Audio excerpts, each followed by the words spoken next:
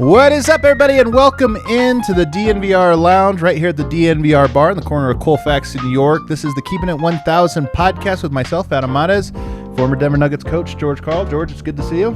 Adam, happy end of summer. Happy end of summer indeed. Yeah. The players are starting to get back in town. You're starting to see the pickup games happening. Media days like 2.5 weeks away. It's starting to heat up. I'm ready for it. It's going to be a really interesting year. I mean, there are a lot of young teams and a lot of young players that weren't good enough last year, but maybe one or two of them could become good enough this year. I feel like a lot of the teams, one of the stories around the NBA is a lot of the teams are the same. The Lakers made a big splash, but a lot of the teams are running it back this year for whatever reason. Well, I was kind of surprised that Denver didn't go after young players. I thought coming back with veteran players, I kind of like. Yeah. You know, my mentality is when you're good, you try to win with veteran players more than you do with young players. They have a great challenge ahead of them with the Murray situation. But I just think Monte's going to be ready for that. And I think they got enough depth to still try to be a top four, maybe. I'm surprised at how many people I talk to with no connection to the Nuggets. When I say people, I mean analysts.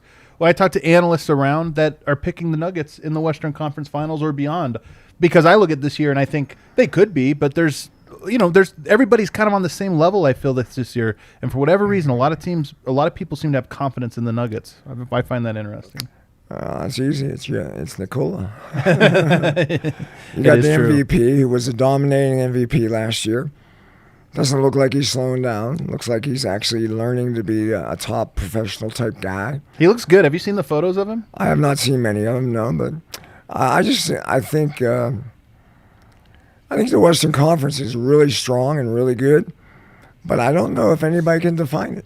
Right, 100%. I'm not a fan of what the Lakers did. I'm probably more of a fan of Phoenix. I'm probably a little bit more fan of Denver. And, there's always going to be something in the season that's going to uptick somebody. And, maybe with the mentality of the summer going more veteran-oriented, maybe Denver's into the mentality of, hey, we're going to pull the trigger this year on trying to win the damn thing. Right. Well, we're not going to talk too much about this year's Denver Nuggets in this episode. We are, the season is approaching us, and we will start getting more into analyzing the current Nuggets. In a couple weeks, we'll also continue. Sort of every other episode will be a Legends episode, so we'll bring on some more Legends momentarily. But today I thought it would be fun, as we are here in the off-season, to look at some Denver Nuggets what-ifs. Go through the history. And it's funny because, I'm talking, our people are getting together, the creative aspect, and saying what would make for a good show. I talked to George this morning as he's coming in. I say, hey, what about these what-ifs? And he says, what if?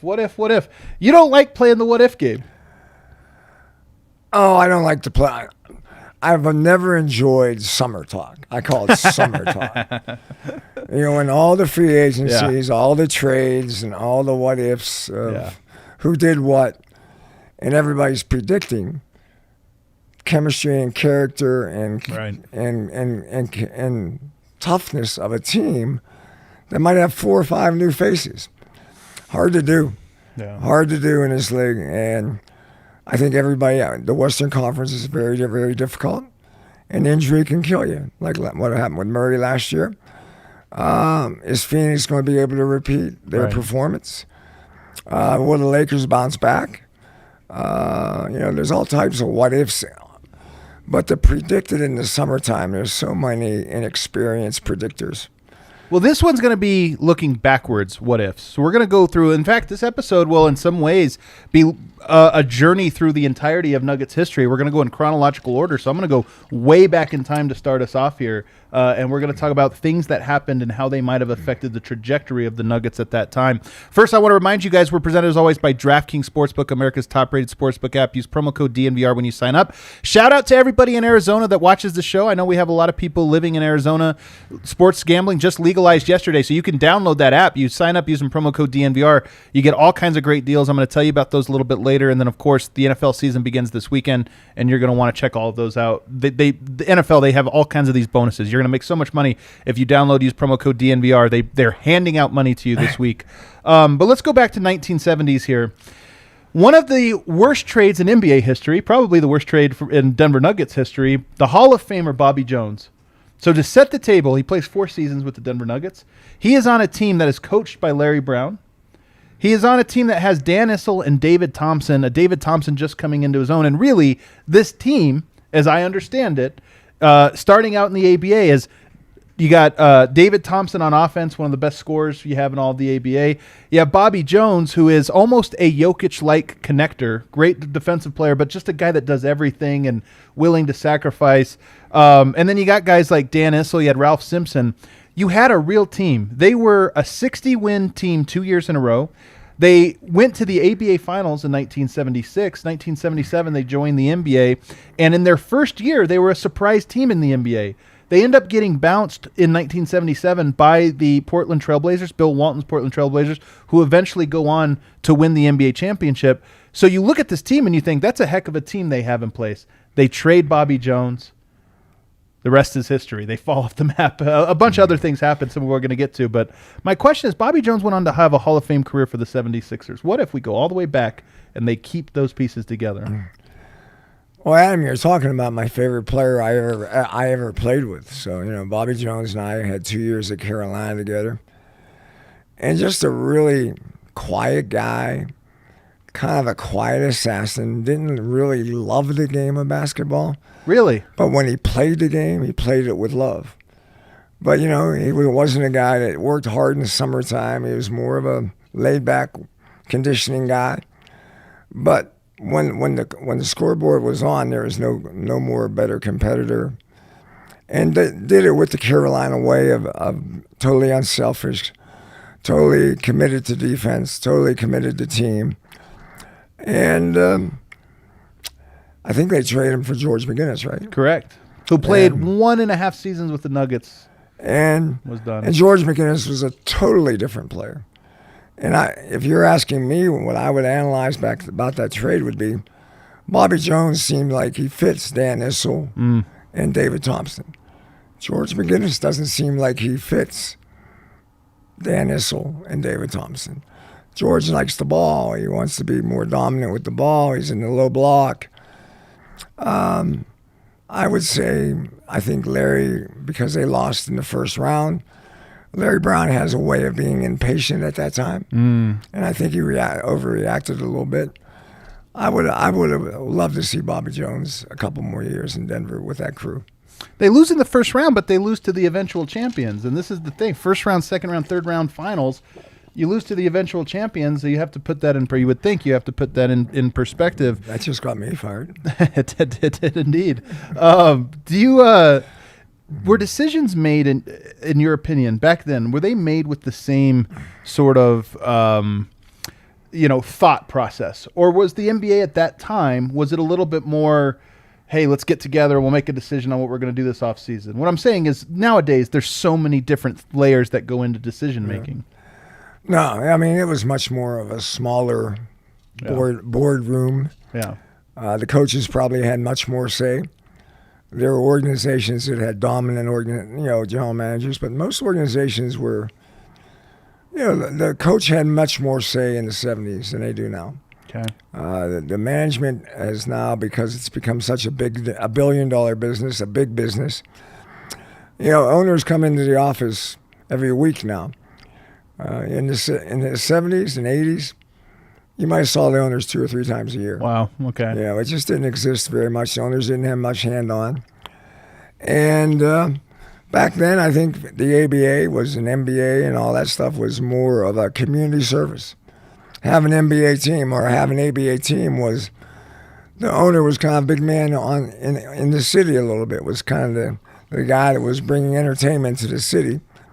But never like it is today. Today, I don't want to deny that information is powerful, but at times I think too much information can be very confusing, and I think a lot of organizations have that problem in their makeup, their personality, even today.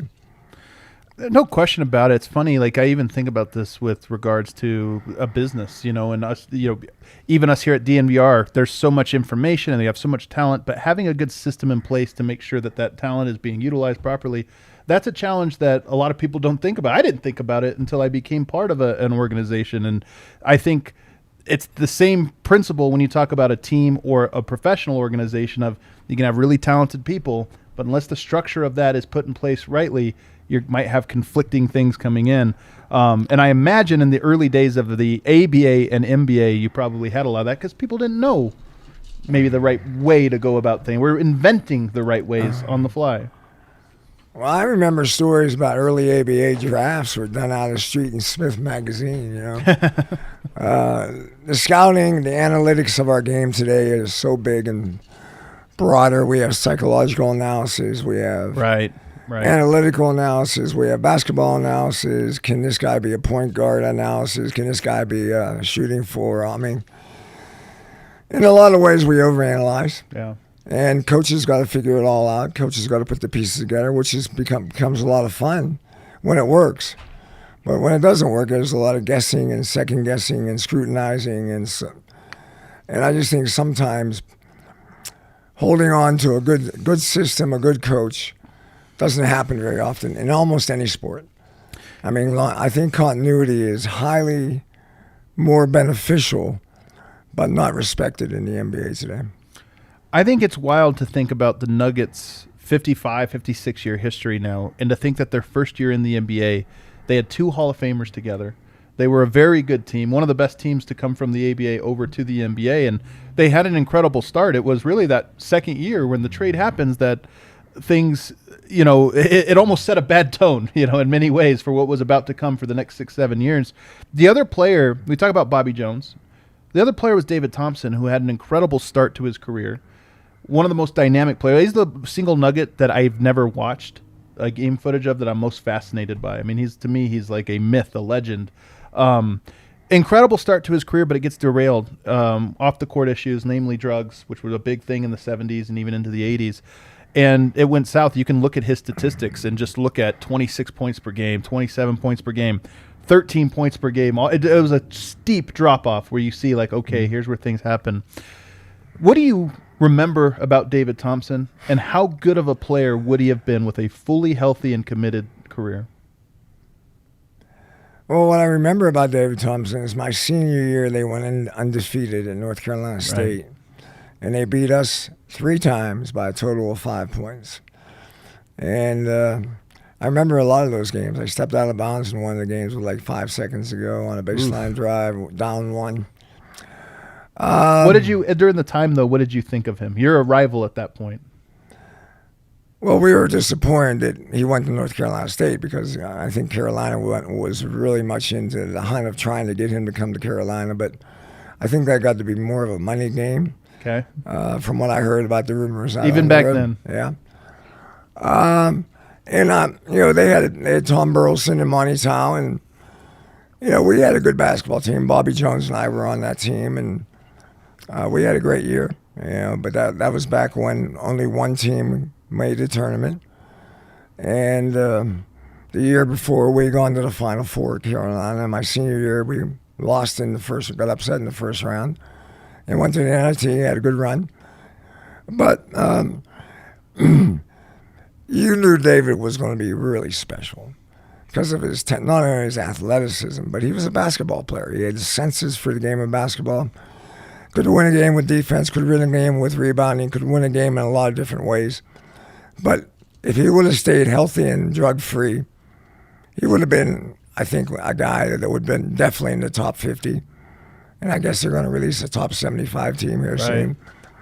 It was kind of sad. I mean, I look back on Julius's career. I don't think he gets the love he deserved because of a lot of his points came in the ABA. And David Thompson would fall into that category. Connie Hawkins, one of the spectacular younger players out of the ABA that came to Phoenix in the NBA. So I think there's a sadness to what happened there. I mean, the Bobby Jones trade, the David Thomas demise.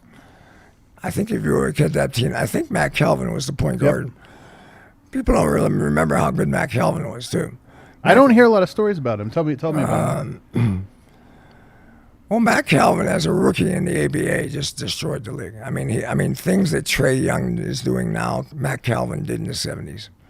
Shooting from deep included? He wasn't a big-time three-point shooter, but he was a big-time scorer. Okay. He was a small point guard that could score points. Okay. I know in his rookie year he had a 40-point playoff game. And I know playing against him, he was a very feisty, difficult guy to play against.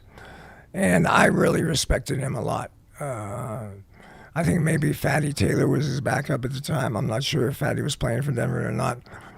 But, it was a good connection to me because Doug and Larry, Carolina guys. Carl Scheer was a Carolina Cougar general manager, so I got to know him a lot. And I think my 1 year in San Antonio, we played Denver 17 times in one season because there's only 7 teams in the league. Right. I think we played Denver 16 or 17 times in 1 year. Jeez. Do you feel like David Thompson, Bobby Jones, and maybe Matt Calvin even, is that a championship core? I mean, those guys even at that time were pretty young. They weren't in the league for that long. But do you feel like that was you keep that group together, that's a 1-2 punch that's as good as anybody going into the late 70s, early 80s? Well, I remember the last year of the ABA, the Nets. San Antonio played the Nets. We were in the Eastern Conference, however that works. And the Nets, San Antonio played the Nets in a 7-game series, and the Nets won Game 7 in Long Island. After that series, I think we all thought Denver was going to win. We thought Denver was the better team, and I think what happened was Julius didn't like the love that David Thompson was getting. Ooh. And Julius came forward in that series and kind of dominated. Okay. And I thought it would be a close series, and I thought Denver was the better team, but actually I think New Jersey won in 5 or 6. I thought it was 6, but yeah. Yeah. So. And then they had a kid named John Williamson, who was one of my favorite ABA guys, and just mean, strong, tough, 6'4", just fire plug type of player. He got hot in our series and was probably as valuable to the Nets as Julius was, and he sustained it into the Denver series also. So I love this because I always think about David Thompson and what Michael Jordan said about him and the stories about how high he jumped. The guy you think of when you think of the ABA is Dr. J, and all those same things are true of him. I mean, he had a very Michael Jordan-esque game in that he was acrobatic and played above the rim and could finish and do this and that, and also very athletic. Were those guys comparable in terms of athletes and just the fluidity with which they played? I know there were other guys like this, but the way that they just played, that's what stands out when you watch Michael Jordan, especially in the 80s, is how fluid and quick and so many things that have now everybody's trying to do. They did it. Was David Thompson similar to Dr. J in that way? I think David Thompson actually was more similar to Michael. Okay. He's not as big. Julius was longer, bigger, and basically liked playing around the basket more than out on the perimeter. That's why I think David was more in the open court, more flamboyant, more dynamic, but in the same sense could go in or out. And so in a lot of ways, David Thompson didn't have the savvy and passing skills probably of Michael. But, again, we didn't see his maturity. I mean, we saw him early in his career, and then he basically fell off the cliff. And I just think if he would have been drug-free, there could have been, there would have been a decade of David Thompson stories rather than 3 or 4 years of David Thompson stories. This is part of why I say, to me, he's a myth or a legend, is some of the stories that you see or some of the clips that you have, you're like, wow, what else? It's like, well, we don't have the footage of what else. There's only so many stories that are told, and that's why every time I hear a new one, I get excited about it. Just real quickly, I always hear about the drug problem of the 70s and early 80s in the NBA. Just in your experience, how prevalent was it? I mean, we saw on The Last Dance with Michael Jordan, he was talking about he comes to the Bulls in 83. Everybody's doing them, and he's like, wow. How prevalent was it in the NBA during that time? I think it was a lot like society. I think society, there was a drug revolution going on in our country. Some of it good, some of it bad. I think as we learn more about marijuana, I think we're going to realize that maybe we overreacted to that drug, as where we probably didn't overreact to cocaine and some of the more powerful drugs that can be addictive. fortunately, I had a discipline, and that drugs scared me. Yeah. I had a high school player, a friend of mine, die of overdose when I was early in college, and I didn't understand drugs very well, and I stayed away from it. But what I know about drugs now is I think some of the psychedelics and some of the things that we're learning about that, we might have overreacted to the power of saying this is awful and bad. We're going to put people in jail, or even just comparing them like they're all the same thing. Yeah, I mean, we just totally overreacted in a very, I can't think of very, a little, filled with a little bit, I think, a little racism in there based on, Right. So,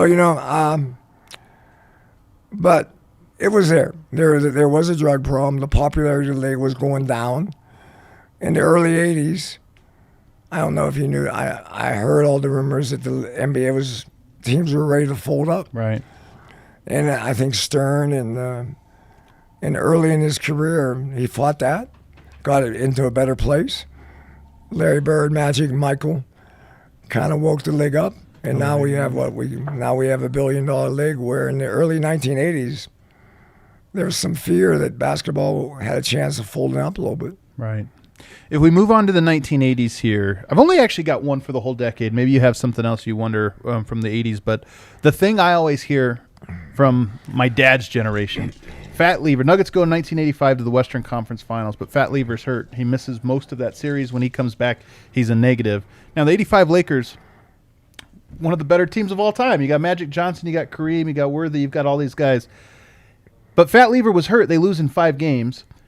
If the Nuggets were fully healthy for that series, if Fat Lever was healthy, did they stand a chance in your mind with the Lakers? I definitely think they stand a chance to make it a series. Okay. And what happens in a series like that is sometimes an injury determines the outcome. I mean, the Lakers lost a couple series with injuries, and I think once Fat Lever was the heart of that team in a lot of ways. It was the glue, the tough guy, the selfless player, the defensive-minded point guard, or at least guard that could do almost everything on the basketball court and sacrificed himself in a lot of ways. I think, again, when you lose that in the conference finals, it's just disheartening and it's hard to overcome. When you lose maybe the soul, the man that's the glue and the soul of your team. And that's my recollection of that team. My recollection was when Fat went down, their heart kind of got cut out. Yeah. That team, I always have a hard time picturing them beating the Lakers. And part of this is Doug Moe. He branded it every time when he was asked about it going into it. He said, we're not the Lakers. I mean, come on, we can't get too ahead of ourselves. Almost in some ways, I know he's being a little sarcastic here, but in some ways saying, hey, Doug, we are below sarcastic? them. My Doug. We go to the 90s now. This one was brought to my attention with you and your team here, but the Nuggets were eligible to win the lottery several times in the 90s. Early and late 90s, eligible to win. Gary Payton was on the board. Shaquille O'Neal was on the board. Tim Duncan, they never won. Nuggets have actually never won the lottery. This is what a few teams that never won it had some times where they had a great odds, best odds to win it and didn't get it. But Gary Payton, Shaquille O'Neal, Tim Duncan. Let's just go to Shaquille O'Neal because he's the most him and Tim Duncan both. If they pick up one of those two guys in mid 90s, what happens with the Nuggets? Well, I guess, with Tim Duncan, late 90s, Shaq mid 90s. Do they stay around the Nuggets organization that's a little bit in turmoil mid 90s? Do they become stabilized by a guy like that? I think anybody who gets Shaq goes from pretender to contender. Back then, I mean, Shaq to me was, people ask me a question, who's the most difficult guy to cover up? And people want me to say Michael, LeBron, Kobe, Durant. The most difficult guy for me to prepare for was Shaq. I mean, at that time, it was a low post game. It was a low post power game. And, I mean, Shaq, if you held him to 25 and 10, you're celebrating. You're trying to stop him from getting 40 and 20. And I think if you got him in the draft, I don't know when Mutombo disappeared from Denver, but it looked like if you put Shaq for Mutombo and Mutombo then can be turned into something else, They had a good team. You know, they upset us in Seattle one year early in the 90s. You almost, I think, just swapped those guys would more likely be what it was. Coming in similar time. So if you just put Shaq in Dikembe's spot. I don't think if you get Shaq, you start building and staying with it. Mutombo is a one-dimensional player. He's a great defender, which is valuable back then, and still was very successful not only in Denver but in Philly. But Shaq was played both sides of the floor in a dynamic way. So I would say Duncan or Shaq instead of Mutombo. I think it would have turned a team that was a very good basketball team into a championship contender. Yes, you're going to hate this question, I promise you, but you just said Shaq, the hardest guy to guard. Here's the thing, because I always hear it, he branded himself as the most dominant player ever in his stretch. And I hear a lot of people agree with it. Here's my only thing. He got swept a lot in his career, including in his prime. He got swept, or maybe right before prime, right late prime. And I always just wonder, what is the reasoning in your mind for that? He got swept by Hakeem. He got swept, later on in his career. How could he be both most dominant and get swept? Because he liked being a jokester. He liked being a clown. He didn't take the game as intensely serious as Michael Jordan or Kobe Bryant or even Magic. You know, Magic had Showtime on his side, but Magic was a serious competitor. Shaq kind of cruise control some nights. You know, he just wanted to win. He just wanted to laugh a little bit, enjoy the game a little bit. I remember coaching him in 2 or 3 All-Star games. He was a joy to be around. Yeah. But you could see that he enjoyed being the jokester or the clown of the locker room rather than the leader of the competitive nature of the locker room. Yeah. I want to go to 94. The 94 Nuggets, you know very well, beat your Sonics team 1-8 in the playoffs that year, first time ever. LaFonso, like going to the offseason, it was like the Nuggets are cursed. They have this young team. You think, okay, they got all these pieces, things are that they can really build off of this. LaFonso Ellis gets hurt in the offseason. You go from that, you get hurt, and all of a sudden after that, just things snowball.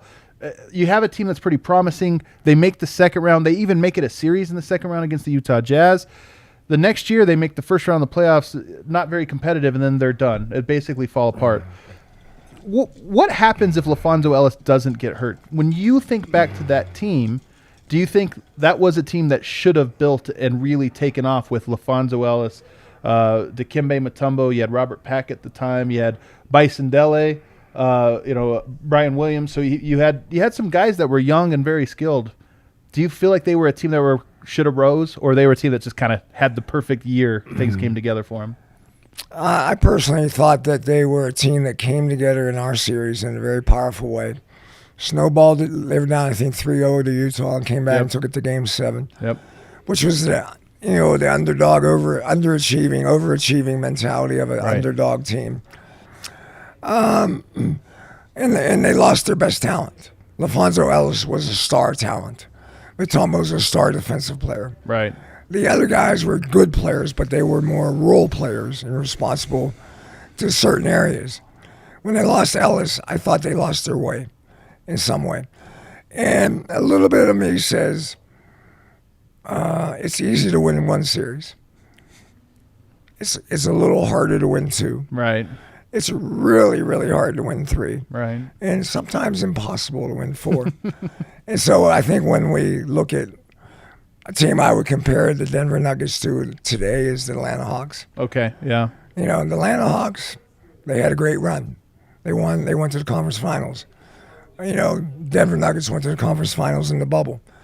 But I think the true contenders are the ones that kind of show up in the conference finals or play or have a reason for their losing in the conference finals. And I think there's a lot of, I don't know what the word would be. There's a lot of young players that can win one round. Right. But to do it the next year and the year after, the expectation is to go a little bit further every year. Yeah, so that's interesting. I always wonder about that team because they did end up being a flash in the pan, but so much went wrong that I always wonder. I'm going to fast forward now to 99. This might be my favorite what if in all of this. 1999 is a lockout year. It's a post-Jordan year. It's a little bit of a weird year. Guys even came back from that lockout infamously out of shape, and it was maybe the sloppiest year of the modern era of the NBA. The Nuggets hire Mike D'Antoni that year. He takes over, and listen to this roster that he inherits. Chauncey Billups, very young. Nick Van Exel, at that time, I think this was his 4th season in the NBA. Rafe LaFrentz, Antonio McDyess. You have some really young talent. Nowadays, I know things were a little different. Nowadays, you would look at that and you'd say, hey, we have some young talent. We're not trying to win. Let's build a system and let's build on this have a 2 or 3 year plan, especially if it's a weird year like a lockout where there's only 50 games and they're all bunched up. They're terrible. They're not very good. They are second in the NBA in 3-point attempts. There's certain things that happen that you think like, okay, maybe Kel's going to come here and fix the mic just a little bit, point it a little more. Nowadays, you might look at that and say, hey, no big deal. But Mike D'Antoni only gets 1 year in Denver and he's fired. Now he, of course, goes on to be a great coach. Revolutionizes the game in many ways.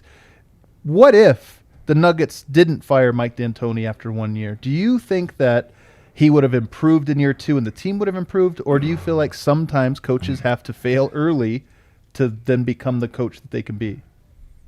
Well, I think it's both. I think young coaches do make mistakes and got to learn from their mistakes, and sometimes patience, a little extra patience, will turn a bad year, but with decent energy and coaching, can turn. And Mike D'Antoni deserves credit that he's always done that in his career. He's been very successful wherever he goes. He trusts and believes in his style of play. And that young talent, I love Van Exel as a point guard. I love Chauncey. I think McDyess was a great athletic star. Probably never got to the mountaintop that I thought he could have gotten to. But yeah, I would have said if they would have stayed with Mike, there would have been a turnaround. There would have been some success. But I think that's the time when the organization was going through a lot of chaos. A lot of management problems, and the direction, you could feel the team did not have a lot of direction when it played. Yeah. That 90s era, I mean, you go from Issel to Bickerstaff for 2 years, less than 2 years. You go to Bill Hanslick for 1 year. You go to Mike D'Antoni for 1 year. You go back to Issel for a couple years, Bazdelli. I mean, there was just, and then you go to players, and you have LaFonso Ellis and Dikembe Mutombo for a little bit. Then you have McDyess for a little bit, and you got, you bring in Jalen Rose and Chauncey Billups. All these guys are there for a year or two, and you think about it. Were those years, did they underperform or do this or that? Yeah, but sometimes teams hit the reset 8 times in 1 decade and expect, why aren't we getting traction? Well, you keep hitting the reset, and that to me was the Nuggets of the 90s. That's how I remember them, at least. Well, I think you're kind of simulating where our game is going a little bit. I mean, as we talked earlier, the 80s, I think in the 70s and 80s, the coaches had more say. As the league got more prosperous and more money-oriented, I think management got more and more into trying to control the makeup of teams and personalities of teams.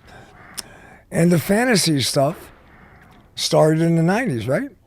The fantasy basketball and football, maybe. Yeah. And all of a sudden, everybody was involved with how to make trades and salary caps. And I don't think it was fantasy. You know what I think it was? I honestly believe it was Michael Jordan and the things that he brought to the game, which we're not just talking about the 48 minutes of the game. We're talking about big picture stuff nonstop. This isn't Michael Jordan's fault. I'm just saying, now what shoes are the guys wearing and all the other little things that are going on. So we got to talk about it 24/7. And when you do that, this is off season. This is summer chatter, as you say. Now we're talking about what if we traded this guy and did this thing and did this, and that's where you arrive at today. I mean, the ones I like to talk about is like, I did a podcast on my Seattle team with Bob Whitsitt. And he tells a story that he called me up and offered me Clyde Drexler for Kendall Gill. And I said, well, how do we get that done, Bob? I mean, I'm in. I'm ready for that one.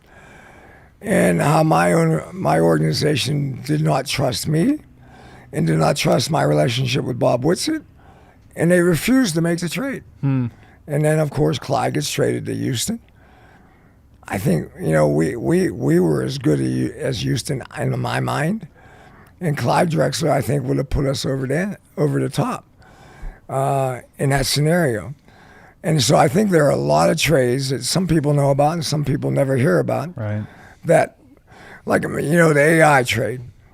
Now, the one thing about the AI trade when we made it here in Denver was I was begging our organization to keep Andre Miller. Right. Because I thought Eric Snow controlled AI. Allen Iverson was a hell of a basketball player, but Eric Snow was important to Allen Iverson. Strong-minded. And, and I think Andre could have done similar activities with AI. We got rid of, Andre in the trade, and Anthony Carter became kind of our sporadic starting point guard. And we never really got the point guard position back to a strong NBA focus, in my opinion. Well, let's put a pause on that one. Let's take a quick break because when we come back, we are going to get into the George Karl era of Denver Nuggets basketball and a bunch of what-ifs there, including some stuff about Iverson, Melo, even Dwayne Wade. But first, I want to tell you guys the presenting sponsor, the sponsor that makes this show possible is DraftKings Sportsbook. And you guys know the first Sunday of the NFL season is here. It's this Sunday. The excitement continues with DraftKings Sportsbook. They are an official sports betting partner of the NFL. DraftKings is giving all new customers a can't-miss offer to celebrate the return of the NFL season. If you sign up, you bet just $1 on any football game this weekend, you receive $200 in free bets instantly, no matter what. So it used to be, if this team wins or that team wins, then you get the bonus. Now it's just place any bet for $1 and you get $200 in free bets. DraftKings is safe, reliable, secure. They make it easy for you to deposit and withdraw your money at your convenience. There's no lag time. You say, hey, I want my money out. You get paid. It's not like, you've heard of some of those sites where it's a month to get your money and it comes in pennies in the mail or this or that. No, they're reliable, safe, and secure. So download the DraftKings Sportsbook app now. Use promo code DNVR to receive $200 in free bets when you place a $1 bet on any Week 1 game. That's promo code DNVR to get your free 200 bets instantly this week at DraftKings Sportsbook. Again, an official sports betting partner of the NFL. Must be 21 or older. Colorado only. New customers only. Restrictions apply. See DraftKings.com/sportsbook for details. And if you have a gambling problem, call 1-800-522-4700. Back here on the Keep It at 1000 podcast, What If edition, and we are into the 2000s. And I love this one. It's interesting to me. Everybody always asks the what if Melo went to Detroit. I don't know why that became the flavor of this conversation was making the rounds amongst basketball TV shows and this or that this week. I don't want to think about that one, but I do have an interesting one here. Dwayne Wade was on the board, and he went on to have, in my opinion, a greater career than Carmelo Anthony went on to have. What if the Nuggets would have taken Dwayne Wade in 2003? How do you think he would have done in Denver? And how do you think Denver would have done if they would have gotten, we'll just say, the same amount of time, 9 years with Dwayne Wade? In my mind, in that draft, I was in Milwaukee. I think that was the year I got dismissed in Milwaukee. I'm not sure, but Dwayne Wade was a Marquette guy. Right, that's right. I worked out in Marquette's gym a lot with Dwayne Wade. My son played against Dwayne Wade, and my son was a high school player in Milwaukee and played down against him. So you knew him pretty well then. I knew he was a winner. Really? I knew. I mean, the Marquette program owes a lot to Dwayne Wade. Yeah. Because Marquette was kind of a floundering program. When Dwayne Wade got there, it blew up again. It's still a pretty damn good program, but I mean, Dwayne Wade was the guy that kind of, in a lot of ways, saved Marquette basketball. So yeah, we had a lot of love for him in Milwaukee. If I'm in that draft room, I probably like Dwayne Wade more than I like Melo. I like a guy that kind of plays the game to win, with a more winning mentality, a more angry mentality, more than just an offensive mentality. It's funny to say this now because we know how things unfolded, but at that time, Carmelo won a national championship. So this idea of Dwayne Wade, he knew he was a winner. Melo actually won. That's true. They beat Kansas, and Kansas missed 74 free throws that year. Kansas was my team that year. Yeah, I remember that game, and Melo's a hell of a player. Yeah, I think everybody knew, but everybody, even in college, you knew Melo was going to be a scorer. As where I think the total basketball player, which coaches gravitate to more than individualists. I think it would have been really interesting how that would have branded the Denver Nuggets in a lot of ways. But again, Melo did his job. Yeah. When they got him, They were an awful basketball team. They were a pretty good basketball team his first year. Second year, made the playoffs. Made the playoffs first year. Yeah, and my second. And he had a big game. I think the last or second to last game of the year, Melo had a really big fourth quarter to put them into the play. They were right on the edge of getting it. So, yeah, I mean, to do that, to take a bad basketball team and in your first year make it an NBA playoff team, I have a high respect for. But again, you're asking me basically, do I like Dwayne Wade more than Melo? And I said, yeah, I like Dwayne Wade more than I like Melo. What would have happened had you never assumed the head coaching position with Denver? First of all, I'll start with you. What do you think if you didn't have the Denver gig? Was there a place at the time that you wanted to be, or a team that you look at in hindsight and say, oh, there would have been an opening here and I would have liked that job? The job is always kind of enticing a little bit. Was Mitch Kupchak is a good friend, and the Lakers kind of were going through a change. And Mitch and I always talked about, could I coach Kobe? And there were a couple phone calls there with Kobe and I. And they went with Rudy T because there was a little break between right. Phil Jackson. I think Jerry Buss was more into big guys, and I was probably more into playing fast and quick little guards and scoring points fast. And I think the Laker tradition has always been get the best big guy. Yeah. And that might not be on my resume very often, especially now. Except for unless you had Jokic. Jokic is a point guard, man. He's just a tall point guard. You and Kobe is interesting to think about, especially at that time, because the Rudy T point in time, and I know that's actually with Phil too, that was the 2004, 5, 6, 7. That's when Kobe was scoring 81, 62, all of these. This is when his numbers were through the roof. You speed the pace up a little bit, he might be scoring 85, 86 in those games instead. I don't know. Kobe liked the ball in his hands a lot. He's in a lot of ways he's a better Melo, and a much more competitive defensive player. And doesn't he has a refuse to lose mentality. I mean, his winning pedigree is legit. It was angry. At times it probably was individualistic, but most of the time it got the job done. The big trade for me, like you arrive in Denver and the Nuggets are still really young. Okay, there's some pieces, but Iverson getting traded to Denver, to me, that was like a new era. So you got the Melo without George Karl, then you got Melo and George Karl together, and then when Iverson gets there, it's almost like a new era. What if the Nuggets didn't make that trade? Fun as it was for Nuggets fans, what was the trajectory of the team prior to that, in your opinion? Where was it headed? I think it was in a good place. For me, it would have been where we would have gone. We had to get more pieces. Without the trade was to move us in a higher position. I think everybody thought it did. But I don't want to knock it, but we got the latter end of AI's career. Right. He was not a very good defender. He was not a very good. I mean, his offense was damn good. He had explosive nights, but he didn't have consistent explosive nights. Right. And it was a good try. I mean, for me, I respect what the organization was trying to do, but in the same sense, when we got Chauncey is when I think hope and commitment came, as much as we were fantasizing with AI. So the fun one here in the 2000s, if you get Chauncey, and obviously the 2009 season, maybe the most famous season in Nuggets history, at least modern history. What if you get over the hump with the Lakers? 2 games, razor-thin margins, but if you do, what happens in a finals against the Orlando Magic?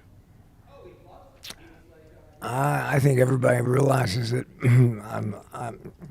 we thought Orlando was a step below both us and the Lakers.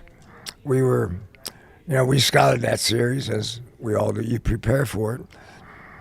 I think we beat Orlando both times in that year.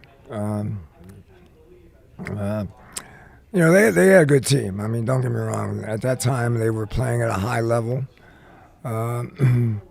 But I don't think there's any. I think if we got through to the Lakers, I think we would have exploded. We would have gotten the confidence to go play harder and better. than we were playing, and I think we would have won it. They were interesting to me because they were a proto-modern team, meaning they had a rim roller. They had a pick-and-roll dynamic with Dwight Howard, spread pick-and-roll. They had stretch players in Turkoglu and Rashard Lewis.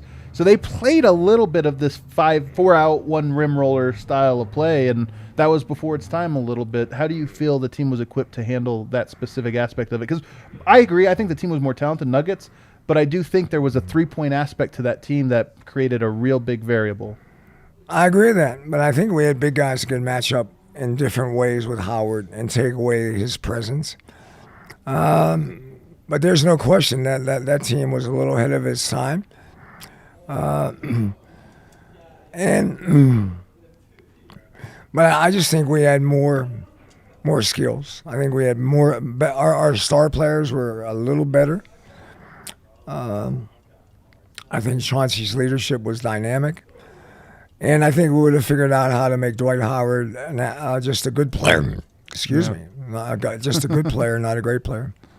We go on now to after Melo here. Or actually, we'll go a little bit before this. The very next year is the year you get sick. Have to miss. The team's very good. 2009 is the year, but he remembers 2010 also very good years, kind of in many ways a repeat. So you have another stab at it. But you get sick. What happens if you don't get sick that year? Because the team fell off. Adrian Dantley assumes the head coaching job. It was a tough spot to be in. Team kind of crumbles. What happens if you don't get sick that year? Well, I thought in January of that year we were the best team in the NBA. Could we have sustained it? I think we could have. I think we would have had to figure out some things in the playoffs. But I think we are capable. And I think our fear of L.A. had subsided to where we felt we were equal to L.A. But, that's probably the saddest I've been in my career of getting sick like that and seeing the team fall apart a little bit. But the one thing about that team, it was not a great defensive team. And I thought at that time, Melo and Chauncey and maybe a couple other players you could throw in there. I don't know if we were tough enough defensively to get over the hump, but it was definitely a team that would be a top 3 or 4 team. Do you think this happens sometimes, I think, from the outside looking in? You have a team make the Western Conference Finals.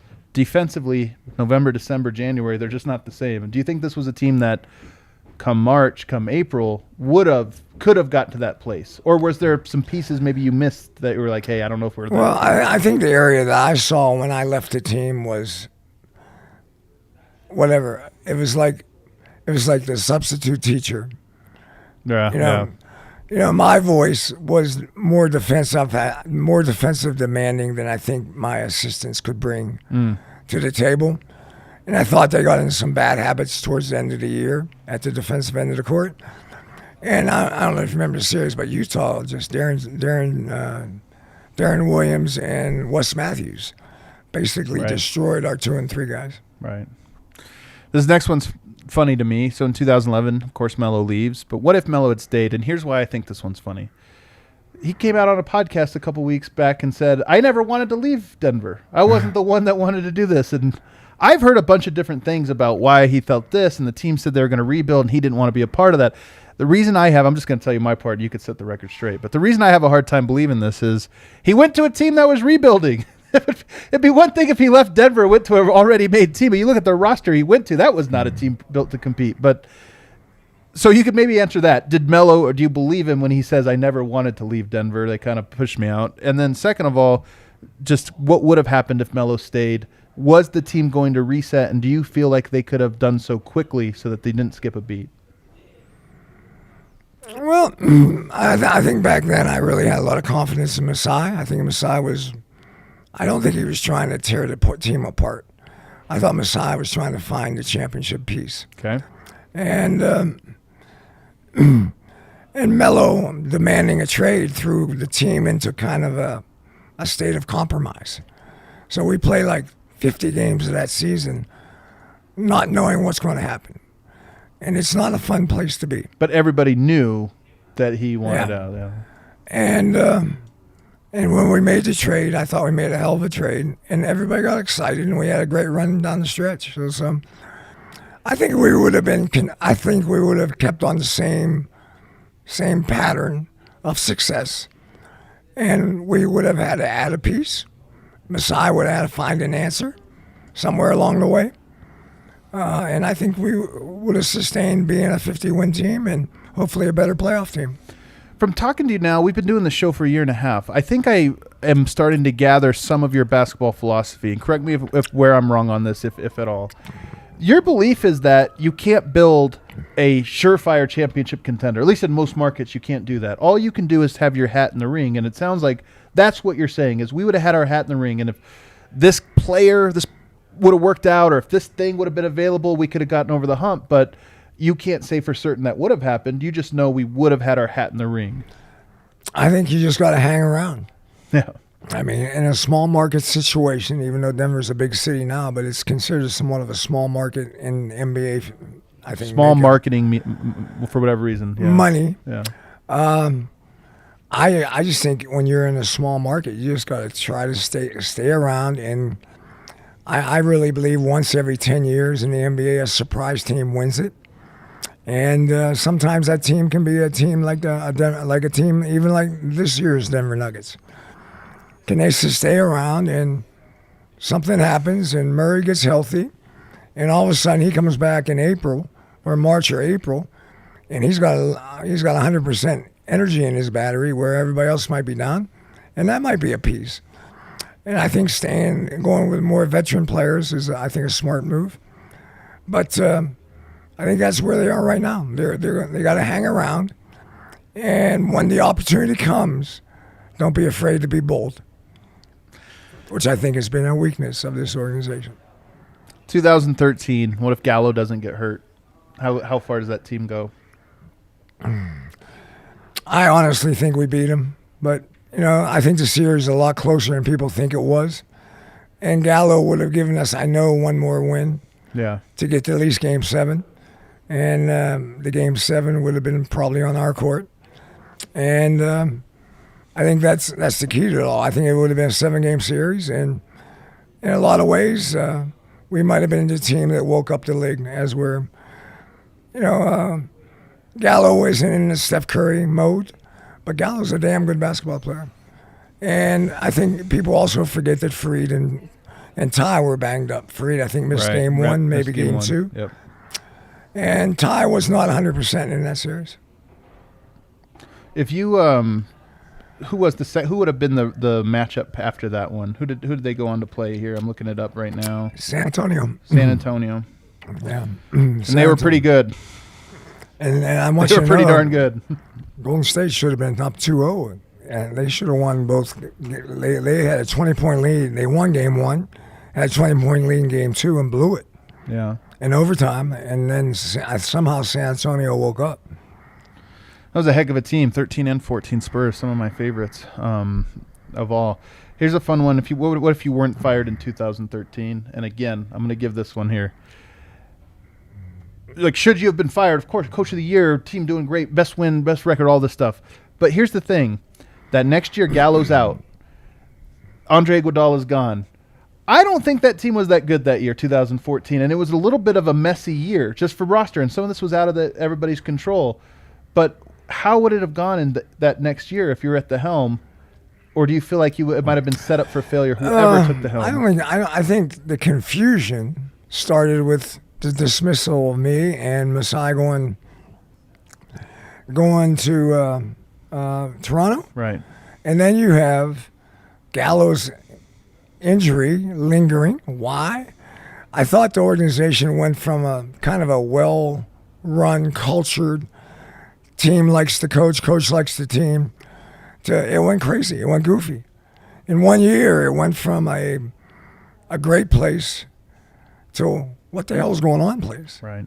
And that's how, we've talked about a lot of those stories. It seems like the mishandling in the summertime happens a lot more than people think it does. Right. Well, this is where this is a tough one.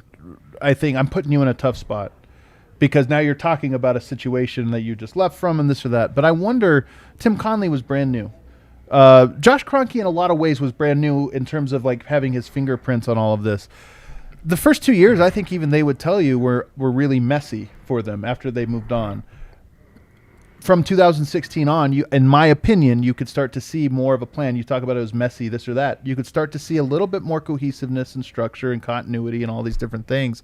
Do you feel for a rookie GM, maybe in some ways a rookie owner or whatever we want to call, president in Josh's case, do you feel like sometimes you have to fail against, like Mike D'Antoni, those were the learning days for them. They screwed up, made a lot of bad decisions, but it arrived them at the point they are today. I think they had very good perseverance because it was kind of goofy. Yeah. I mean, when I had Ty, I thought Ty was close to an all-star, and then within a year or two, Ty, fell out of favor. Whatever reason, fell out of favor with the coaching staff. He fell out of favor with being here, or whatever. But, Ty was our engine, and so I don't think that would have changed. I think Ty would have had a much better, a longer career of success and greatness. And I think then they had the chaos between Nurkic and Jokic. Right. That they never looked like they fitted together. And then they made good draft picks. They got Murray, they got Harris, they got good players. And I think, I applaud their ability to find the players they have found. And I'll also find the MVP in the second round. That's spectacular. But, to go from a team that was in good rhythm, good place, and blow it up, whatever reasons for me and Masai and hiring a coach that went to the triangle and the low post or whatever. I mean, the changes were too drastic. Yeah. And too dynamic. And I think players started feeling the crazy of Gallo not being there. Or why did we change? And they're not as successful as they were last year. So you have the basketball BS that comes into the game. I honestly, we talked about this with Kenneth Farid on that show a couple weeks ago. By the way, if you missed it, fantastic. One of my favorite shows we've done. But Farid in some ways got swept up in that transition. I think Ty Lawson did too. Both of their careers were, in 2013, if you said buying or selling the stock, everybody was buying. Both of those guys. 2 years of them figuring out their footing. I mean, we're talking 2 years. That's 2 years of guys' career. Both of their careers were almost over at that point by the time Denver stabilized. I think everybody's responsible for their own careers and this or that, but you do look at that and just think like, man, that was a real curveball that took them both in different directions. I thought we were a shooter away. If Gallo was healthy, we led the league in scoring that year with being the 27th worst three-point shooting team and 29th worst free throw shooting team in the league. And the way the game is played today, we were ahead of that curve. We were playing it as well or better than most teams at that time. And, 5-6 years later, everybody's playing the way kind of we played back then. Two more for you, and they're for the modern Nuggets team. 2 years ago, this is the one I got when I told him before the show what we were going to do. This is the one he rolled his eyes at, but I still love it. Game 2 against the Lakers in the bubble. Nuggets are down 0-1. They lose the first game. Jokic in foul trouble the whole game, whatever. Game 2, they outplay them. In my opinion, they outplay the Lakers. Anthony Davis hits a shot at the buzzer, and they go up 2-0. You're in the Western Conference Finals. You just came back 2 times from 3-1. If he doesn't hit that shot, Nuggets take Game 2, and it's 1-1. Does that series go meaningfully different, in your opinion? No question. I mean, 1-1 is so much different than 2-0. And the mentality of the bubble, I think even 1-1, you get enthusiastic. 2-0, you go, can we really do this? The mentality of the bubble, I think, was hurt by LA going up 2-0. If it goes 1-1, I still think the Lakers probably figure out how to win it, but it's probably 6 or 7.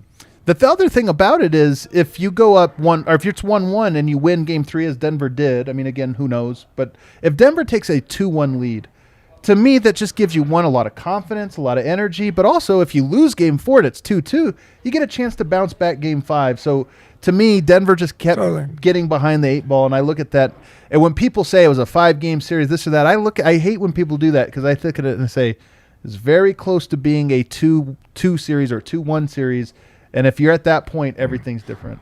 No, and I think so much of any series is the first 2 games. First 2 games, if you win both of them, Yeah, there have been teams that have come back from 2-0 down.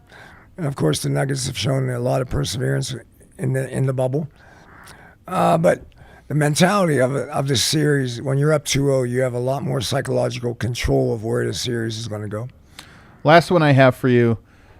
This is an unfair question because lots of teams were hurt, but let's just assume Denver didn't lose Jamal Murray, Will Barton, and P.J. Dozier. They have their squad last year.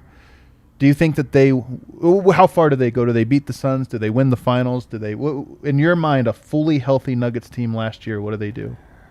Well, I'm not sure of the Dozier or Barton as being important. I think if they have Murray, they take Phoenix to a 6-7 game series, a real series, as it never turned out to be that way. Without Murray, Chris Paul's control, and Phoenix really got in a good rhythm in that series against Denver, and they played great. They played really probably better than they might be in a lot of ways. I'm interested to see where Phoenix comes back to this year. See if they can take what they did last year and build on it. I would say there's a good chance it could go down. I think Phoenix has got to be aware that they might have got dealt an easier hand than they think they did. Coach, you could just lie to me and just say they would have won it all. They would have swept the Bucks. Just lie to me. Make me feel good here for a second. Give me a little bit of hope on this. Well, I think the NBA right now I don't know who is the best team in the NBA right now. Yeah. I think there's a lot of contenders. Yep. And as the season goes on, some of those guys will become real contenders, and some of them will fade down. That they're pretenders. But right now, summer talk is crazy right now. Summer talk is goofy right now. Summer talk is always screwed up. But because training camp's going to start, and then because of the short training camp, I think the first 20, 25 games are somewhat feeling out process in the NBA. Well, I appreciate you giving us an hour of goofy talk. Summer goofy talk. It was a lot of fun for me. I know the audience had a lot of fun as well. Summer talk. This time of year, I know last time we talked, it was August, and you were saying August, I don't think basketball, it's my rhythm. But now we're in September, and we are 2.5 weeks away from Media Day. As a coach, this time of year, are you still checked out? Is it important at this point, or are you now starting to get back into things? Yeah. I'm trying to figure out what camps I'm going to go to. I'll probably go see Charlotte. Okay. I'm hoping my son catches on with Philadelphia, so I might be hanging out in Philadelphia a little bit. I'm excited to get into the gym again. Everybody, thanks so much for tuning in. Don't forget, this is a podcast. In a couple weeks, we'll be back with the Legends edition of it, and we'll also be back because training camp is picking up. We're not that far away. Next time we talk, we'll be on the eve of training camp. It should be a lot of fun. Hit the like button on the way out, everybody. We'll see you all next time. Adios.